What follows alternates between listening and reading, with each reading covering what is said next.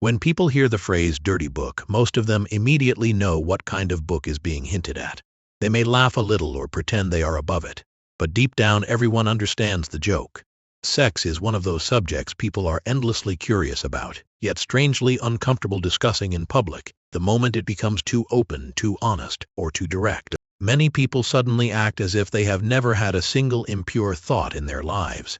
That contradiction is exactly why D.H. Lawrence remains such a fascinating writer.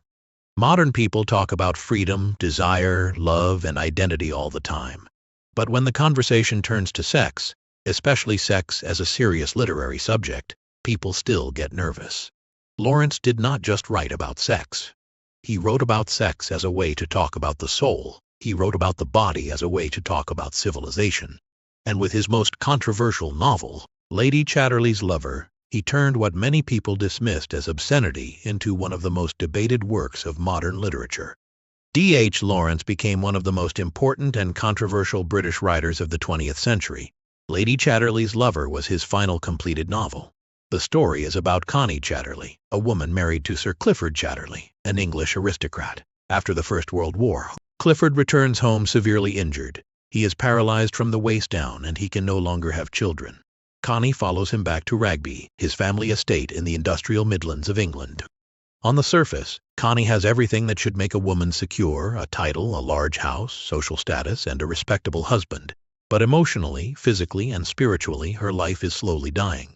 Then she meets Oliver Mellors, the gamekeeper who lives in the woods. Through him, Connie begins to rediscover not only desire, but also her own body, her own vitality, and her hunger for a life that feels real.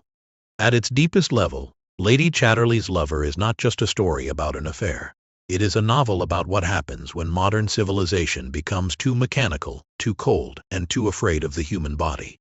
Lawrence believed that industrial society had damaged something essential in human beings. It had separated mind from body, love from desire, and social respectability from real emotional truth. So he wrote a novel that tried to bring those broken pieces back together. But the problem was obvious. For its time, the book was shockingly direct. Lawrence wrote about physical intimacy in a way that was unusually open, unusually serious, and unusually free from shame. Because of that, Lady Chatterley's Lover faced harsh censorship almost immediately after it was completed in 1928. A shortened version was allowed to appear in 1932, the year after Lawrence died, but the complete version would not be legally published in Britain until 28 years later. The book was also banned or challenged in many other countries. In the United States, it was not cleared until 1959. In Japan, the debate around the novel even became a major legal case that lasted 7 years. It was not until the 1970s that the book could be published there more freely. So the obvious question is this: was Lady Chatterley's Lover really that shocking? Was it just a scandalous book dressed up as literature? Or was there something deeper inside it? If the novel were only famous because of its sexual content, it probably would not have lasted. A book can become a scandal for a few years, but a scandal alone cannot make a classic. What makes Lawrence different is that he was not writing intimacy as cheap entertainment. He was writing it as a form of protest. He was protesting against a world that had become emotionally dead, morally hypocritical, and spiritually exhausted. For Lawrence, the real obscenity was not the body. The real obscenity was a society that had made people ashamed of being alive. That is why some early readers and translators saw his work not as vulgarity but as honesty.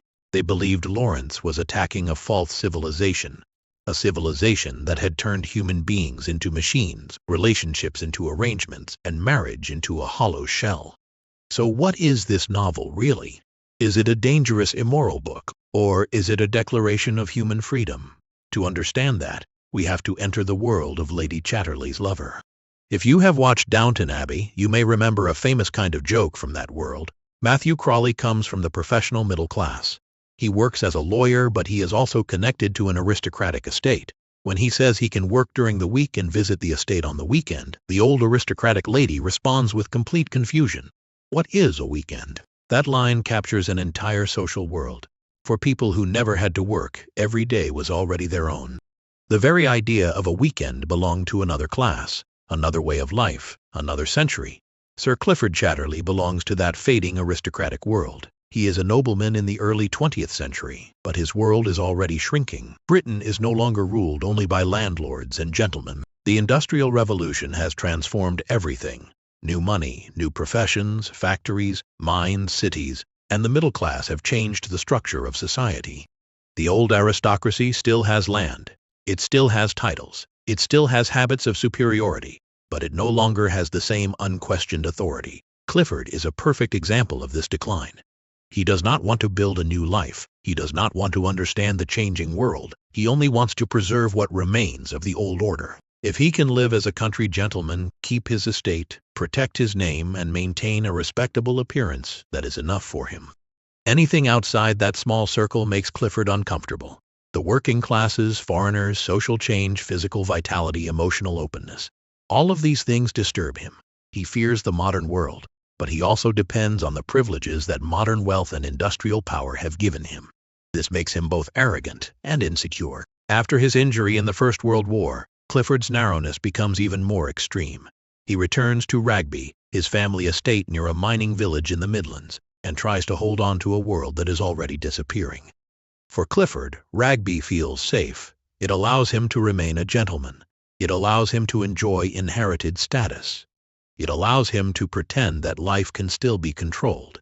He dresses carefully, hires expensive tailors, wears elegant clothes and carefully chosen ties, and tries to look polished, dignified, and unchanged. But of course, that polished image only applies to the upper half of his body. The lower half tells a different story. Clifford is proud, fragile, controlling, and deeply dependent. He does not really want intimacy with other people. Apart from Connie, he keeps the world at a distance. So does Clifford love Connie? Not exactly. He needs her. He depends on her, but he does not see her as a living woman with her own body, her own desires, and her own soul. He holds on to Connie because she is his wife. As long as she remains beside him, his life still looks complete. A household, a marriage, a title, a wife, and a social form that has not collapsed. Even if Clifford is physically damaged, even if he cannot give Connie a child, even if their marriage has lost its warmth, he can still believe that the structure of his life remains intact. That is why Clifford does not truly love Connie. He loves the idea of having a wife. He loves the appearance of a complete life. But Connie herself, as a woman, almost disappears inside that arrangement. While Clifford feels safe at Ragby, Connie feels trapped. To Clifford, the estate is a symbol of continuity and privilege.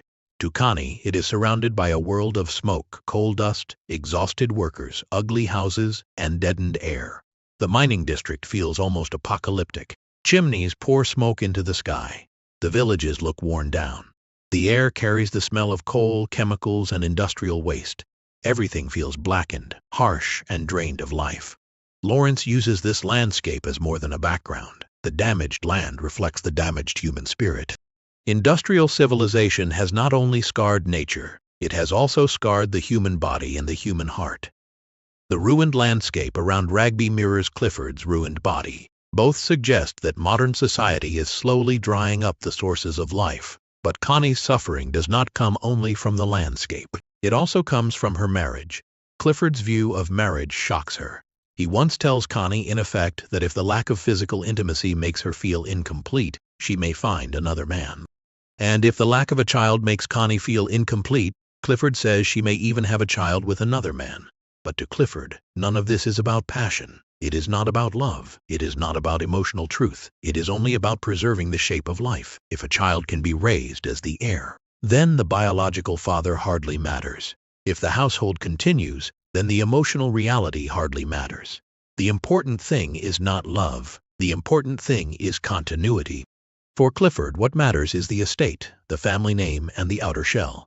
Marriage is not a living bond between two people. It is a structure. It is a social form. It is an appearance of order that must not be broken.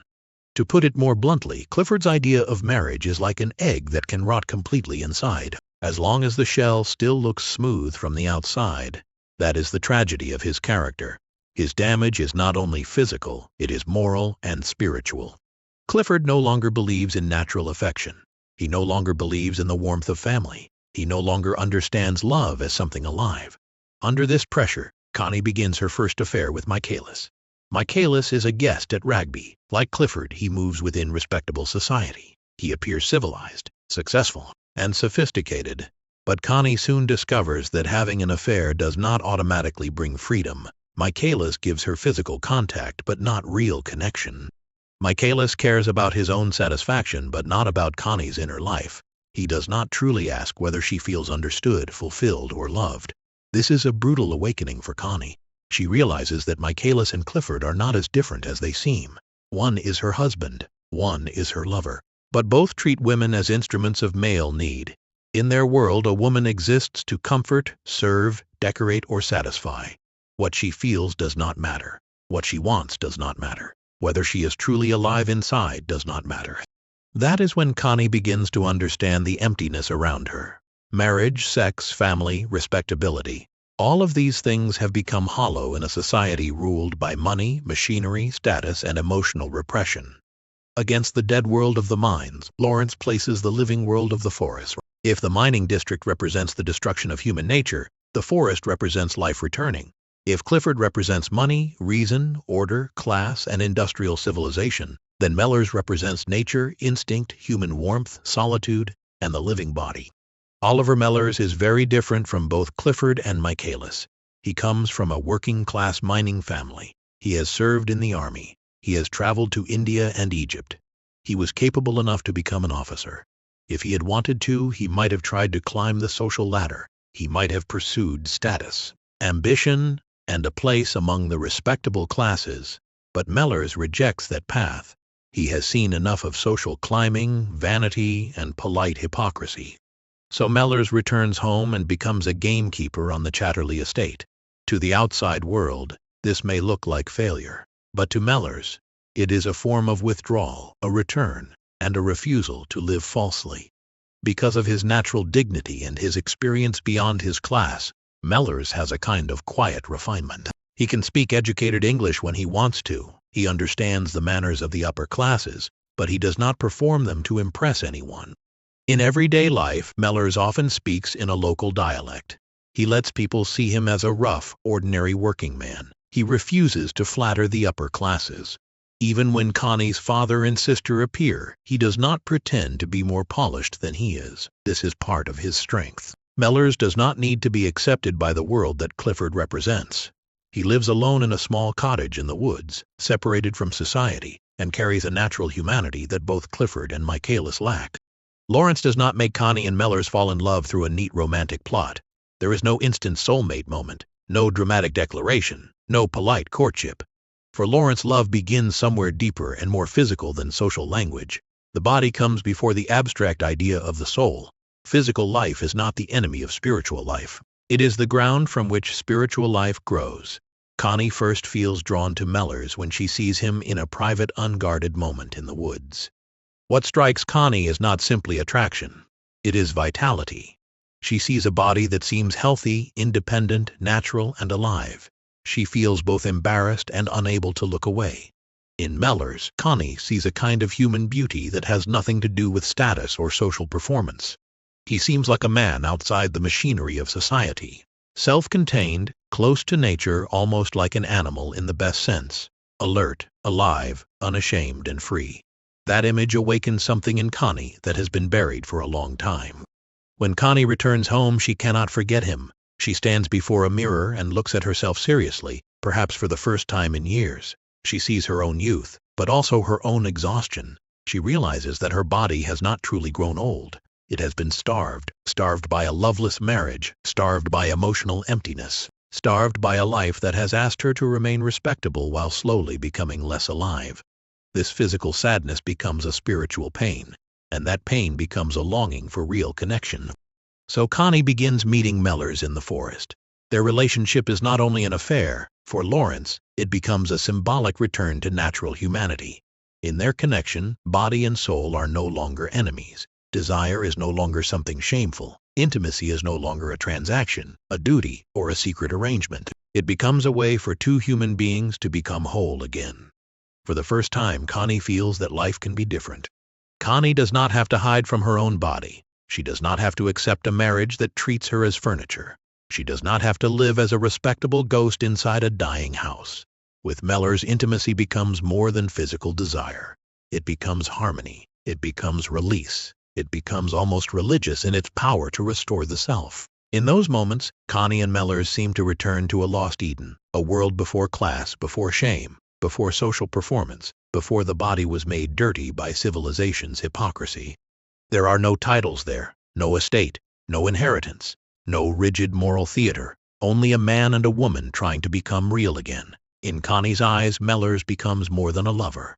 He becomes a kind of faith in life itself. That is why Lawrence repeatedly insists that true love must unite body and soul. Love cannot be only spiritual. It cannot be only physical. It must be whole. Only when emotional intimacy and physical intimacy come together can human beings experience love in its fullest sense. Behind the novel's controversial scenes, this is Lawrence's real cry. Human beings must return to life. Intimacy must be free, mutual, complete, and alive. A relationship that separates the body from the soul destroys both. A civilization that fears the body will eventually fear life itself. Connie becomes pregnant. She refuses to let her child become merely a tool for Clifford's family line, title, and property. So she tells Clifford the truth about her relationship with Mellors and asks for a divorce. Mellors is also trying to divorce his own wife. Years earlier, his marriage had already broken down, but his wife returns, angry and unstable, and makes his life difficult again. To move toward a future with Connie, Mellors and Connie must separate for 6 months.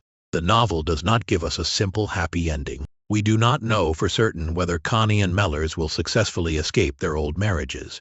In that period, divorce is not easy, and Clifford has little reason to make things simple for Connie. Clifford is proud and hypocritical.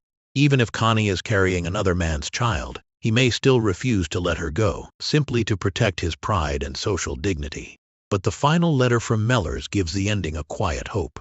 He tells Connie, in essence, that they must keep hold of the wheel, steer their little boat, and move toward the place where they can be together. And that is where their story ends. By this point, we can understand why the novel was banned, but we can also understand why it survived. It was banned because it spoke openly about desire. It survived because it spoke honestly about human life. Freud believed that sex and civilization are always in conflict. Desire seeks freedom. Civilization demands repression. In order to maintain order, society often asks people to sacrifice instinct, pleasure, and emotional truth. Lawrence saw the problem differently, but just as intensely. In Lawrence's view, modern industrial civilization had become too powerful, too mechanical, too rational, and too afraid of the body. It had turned desire into something dirty. It had turned intimacy into something secret. It had turned marriage into an institution that could survive even after love had died. But for Lawrence, real sexuality is not dirty. It is radiant. It is natural. It is one of the vital forces of life. At its best, it can awaken both body and soul. A complete love in Lawrence's imagination is like sunlight entering the human heart, warm, natural, and life-giving. Modern civilization has distorted human nature. Nervous exhaustion, emotional numbness, and physical lifelessness have become modern illnesses.